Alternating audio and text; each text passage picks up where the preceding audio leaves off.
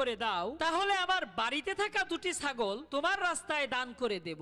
ঝড় হচ্ছে আর হচ্ছে, এরপরেও ঝড় থামছে না। তখন লোকটি আবার বলল, হে আল্লাহ, আমার বাড়িতে দুটি গরু আছে, সেখান থেকে সবচাইতে সুন্দর আর বড় গরুটা তোমার রাস্তায় দান করব। তবুও তুমি এই বিপদ থেকে মুক্তি দান করো, এবার ঝড়টা একটু থামাও। কিছুক্ষণ পর ঝড় থেমে গেল, লোকটি নিরাপদে বাড়িতে চলে গেল।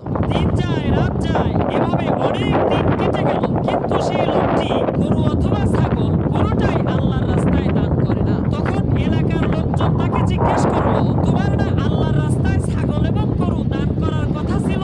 অনেক দিন তো কেটে গেল, কই দান তো করলা না? লোকটি তখন বলল, শুনেন ভাই, সাগরের মধ্যে ঝড় তুফান দিয়ে আল্লাহ আমাকে ভয় দেখিয়েছে, আর আমিও কি কম চালাক? আমি আল্লাহকে ছাগল আর গরু দান করার কথা বলে লোভ দেখিয়েছি।